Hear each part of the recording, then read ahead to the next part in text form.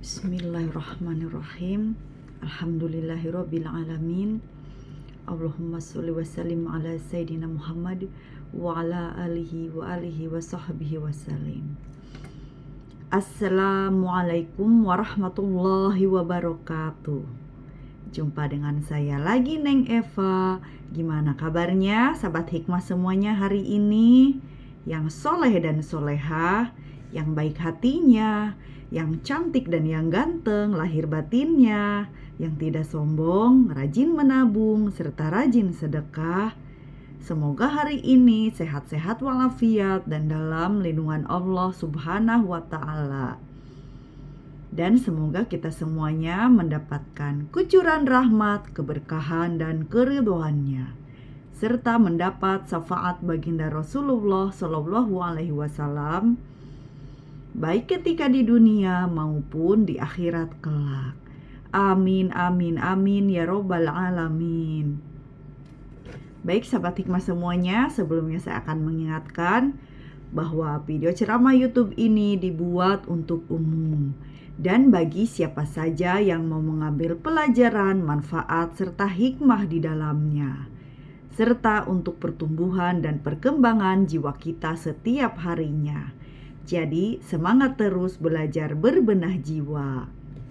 Dan juga video ceramah YouTube ini dibuat tidak untuk menyinggung siapapun, serta tidak untuk merendahkan siapapun. Justru sebaliknya, di sini kita belajar berbenah jiwa, belajar menata jiwa, belajar membeningkan hati dalam rangka ketauhidan menuju Allah Subhanahu wa Ta'ala. Serta video ceramah YouTube ini dikhususkan bagi para salikin dan para murodin, yaitu orang-orang yang menapaki jalan ruhani menuju Allah Subhanahu wa Ta'ala, atau para pejalan ruhani atau para pejalan sufi, yaitu orang-orang yang beritikad, berniat menuju Allah Subhanahu wa Ta'ala atau mengenal Allah Subhanahu wa Ta'ala. Puncaknya adalah ma'rifat billah, ya.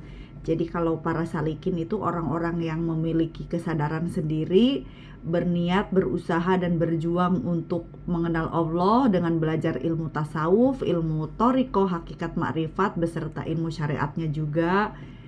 Dan kalau para murodin itu adalah orang-orang yang Allah kehendaki atau Allah ridhoi untuk mengenal Allah lebih mudah. Jadi tanpa perjuangan yang susah payah, mereka itu diberi kemudahan untuk mengenal Allah Subhanahu wa Ta'ala.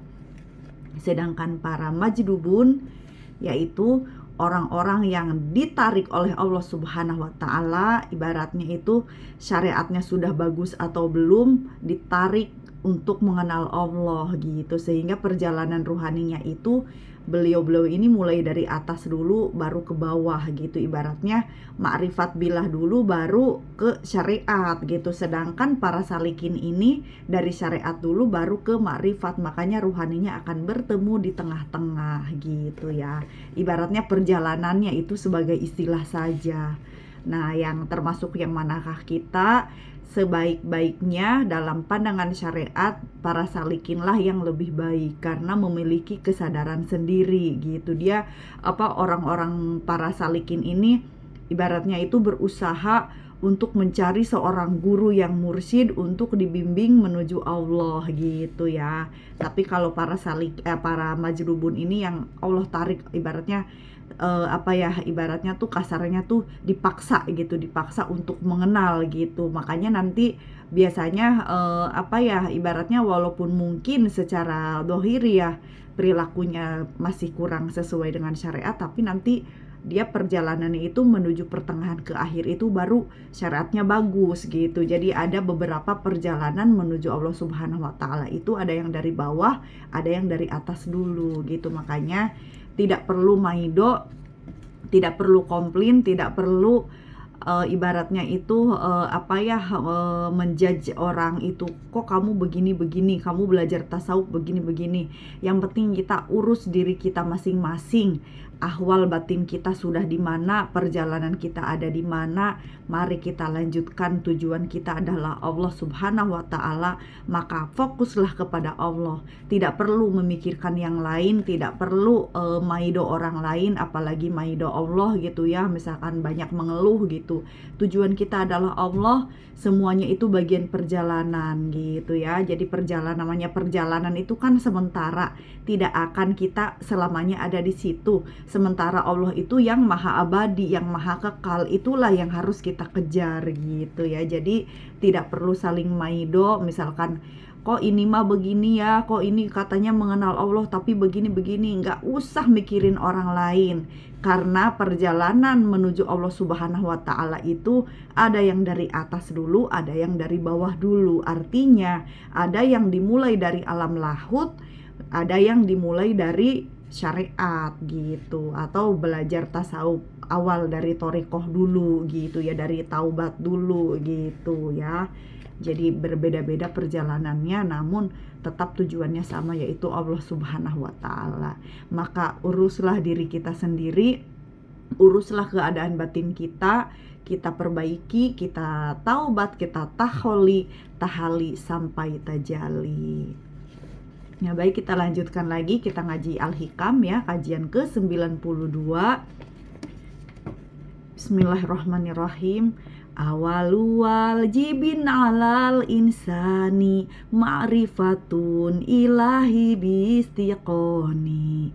Dan yang pertama wajib bagi manusia adalah mengenal Tuhannya dengan yakin. Bismillahirrahmanirrahim. Cukuplah sebagai balasan bagi orang-orang yang beramal apa yang membuat hati mereka terbuka pada ketaatan, dan apa yang membuat hati mereka puas karena dekat dengannya. Saya ulangi, cukuplah sebagai balasan bagi orang-orang yang beramal apa yang membuat hati mereka terbuka pada ketaatan, dan apa yang membuat hati mereka puas karena dekat dengannya. Ibnu Athaillah Al-Iskandari. Kemudian Syekh Abdullah Asyarqawi Al-Khalwati, yaitu seorang Grand Syekh di University Al-Azhar Kairo, menambahkan penjelasan. Saat mereka taat kepada Allah, Dia memberi pemberian-pemberian ilahi, ilham laduni, dan manisnya duduk di hadapan sang raja di raja. Maksudnya di hadapan Allah Subhanahu wa Ta'ala. Saat kita bersimpuh, bersujud, bermunajat, memohon gitu ya, atau saat dalam keadaan setelah sholat kita bermunajat, berzikir, kita riyadhah dan anything gitu ya, apapun gitu. Intinya keadaan batin kita itu merasakan manis dan lezat gitu ya. Seseorang berkata, di dunia ini tidak ada waktu yang senikmat kenikmatan ahli surga, kecuali manisnya waktu bermunajat yang didapat ahli tamaluk yang biasa duduk manja di hadapan Tuhannya di malam hari. Jadi ahli tamaluk itu adalah orang-orang yang biasa duduk manja di hadapan Allah di malam hari, artinya bermunajat gitu ya. Jadi kholwat gitu, atau sedang beruzlah tetapi hati kita sambung kepada Allah Subhanahu wa Ta'ala. Disitulah kita akan mendapatkan kenikmatan-kenikmatan. Nah itulah balasan dari Allah gitu, kenikmatan ahli surga yang masih didapatkan sewaktu kita masih di dunia ya. Rasa manis dan nikmat munajat inilah yang disebut oleh para ahli tarekat sebagai ahwal atau keadaan batin, mawajid atau emosi, dan azwaq atau perasaan. Kesenangan dan rasa manis itu terjadi setelah sebuah amal rampung. Orang-orang mengatakan tiada kesenangan yang paling tinggi selain rasa bahagia hati karena melihat indahnya kekasih. Ini adalah kondisi yang membuat seorang yang jatuh cinta semakin segar dan semangat, membuat waktunya semakin jernih, dan di dalamnya ia takut petaka kehinaan. Nah, ini masih sambungan ke yang kemarin itu ya. Jadi sambungan yang pemberian dari makhluk adalah keterhalangan, sedangkan penangguhan pemberian dari Allah adalah merupakan karunia. Dan wasiat Ali bin Abi Thalib itu yang jangan anggap ada pemberi nikmat selain Allah. Anggap nikmat yang kau terima dari selainnya sebagai utang yang harus kau bayar. Nah, maksudnya adalah jadi ketika kita merasakan penolakan dari Allah atau penangguhan pemberian, sesungguhnya itu adalah pemberian. Karena dengan ketertolakan itu atau penangguhan itu, kita semakin giat beribadah, kita semakin giat getol berdoa, kita makin berjuang beriadoh gitu kan. Terus kita semakin bermujahadah, semakin ditingkatkan lagi zikirnya. Nah, malah itulah pemberian yang paling nikmat, yang senikmat-nikmatnya kenikmatan gitu kan, yang berupa nikmat iman, nikmat Islam, nikmat beribadah gitu. Sedangkan nikmat rizki yang berbentuk materi itu kan kenikmatan yang sedikit. Maka jangan pernah berputus asa ketika kita diberi penangguhan atau belum dikabulkan doanya, tetapi kita semakin meningkatkan amal ibadah kita, justru itulah pemberian nikmat yang besar dari Allah Subhanahu wa Ta'ala. Nah, nanti dengan kita seiring waktu berjalan, dengan meningkatkan amal ibadah kita, lalu kita akan merasakan manisnya beribadah gitu ya. Nah, maka disinilah Ibnu Athaillah Al-Iskandari memberikan kata-kata hikmah lagi. Cukuplah sebagai balasan bagi orang-orang yang beramal apa yang membuat hati mereka terbuka pada ketaatan, dan apa yang membuat hati mereka puas karena dekat dengannya.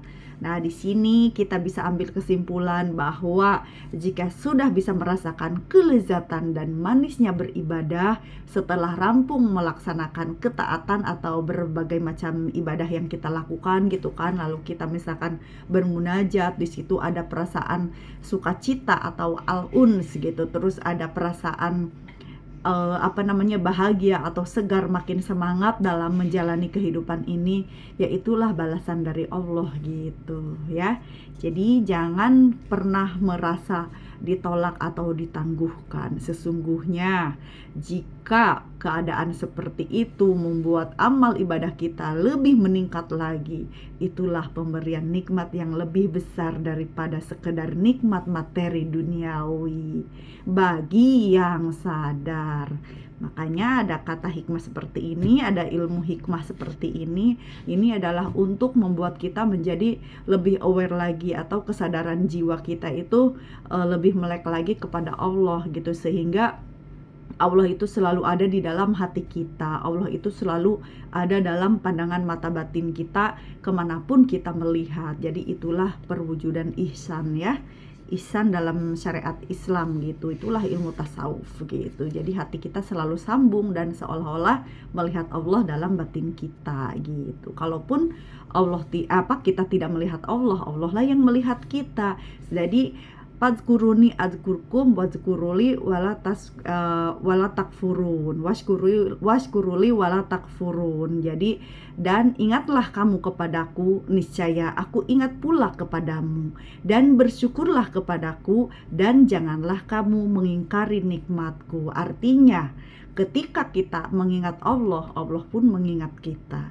Ketika kita sambung kepada Allah, Allah juga sambung ke kita gitu. Jadi ketika mata basiroh kita ya, mata batin kita, atau kita melihat Allah atau merasakan kehadiran Allah di dalam hati kita, ya sesungguhnya ya berarti Allah itu emang tanpa hijab di dalam hati kita gitu. Beda dengan orang yang lalai.